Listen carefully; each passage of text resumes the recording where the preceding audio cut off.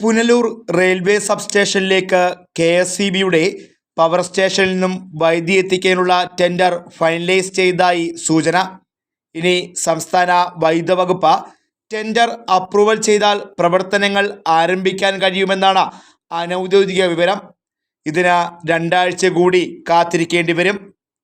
നിർമ്മാണ പ്രവർത്തനങ്ങൾക്ക് 4 മാസമാണ് കാലാവധി.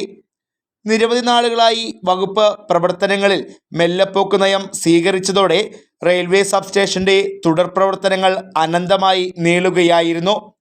കരാർ ക്ഷണിക്കുകയും അത് പരിശോധിക്കുകയും ചെയ്തെങ്കിലും അന്തിമ തീരുമാനത്തിലേക്ക് സംസ്ഥാന സർക്കാർ എത്താത്തത് പദ്ധതി വൈകിപ്പിച്ചിരുന്നു. KSEBയുടെ പുനലൂർ പവർ ഹൗസ് ജംഗ്ഷനിലുള്ള 110 kV സബ്സ്റ്റേഷനിൽ നിന്നും മലയോര ഹൈവേ വഴി ഭൂഗർഭ കേബിൾ സ്ഥാപിച്ചാണ് വൈദ്യുതി റെയിൽവേ സബ്സ്റ്റേഷനിൽ എത്തിക്കേണ്ടത്.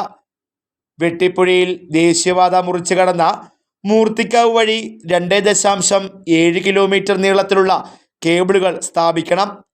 റെയിൽവേയുടെ സബ്സ്റ്റേഷനിൽ മാസങ്ങൾക്ക് മുൻപ് തന്നെ മുഴുവൻ നിർമ്മാണ പ്രവൃത്തികളും പൂർത്തിയായി കഴിഞ്ഞിരുന്നു. ഇവിടേക്ക് KSEBയുടെ പുനലൂർ പവർ ഹൗസിൽ നിന്നും വൈദ്യുതി ലഭ്യമായാലേ കൊല്ലം ചെങ്കോട്ട പാതയിൽ പൂർണ്ണമായും വൈദ്യുത തീവണ്ടികൾ ഓടിക്കാനാകൂ.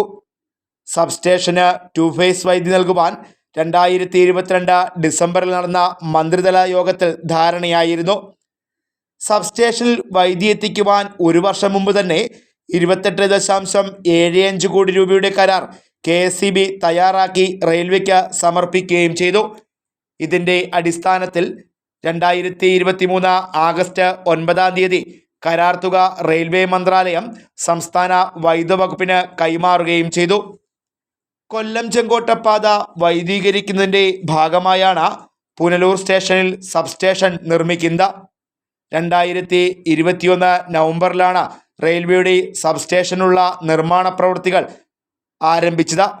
അന്നു തന്നെ ഇവിടേക്ക് വൈദ്യുതി എത്തിക്കാനുള്ള അടങ്കൽ തയ്യാറാക്കി സമർപ്പിച്ചിരുന്നുവെങ്കിലും KSEBയും റെയിൽവേയും തമ്മിലുള്ള ശീതസമരം കാരണം പദ്ധതി അനിശ്ചിതമായി നീണ്ടുപോകുകയായിരുന്നു.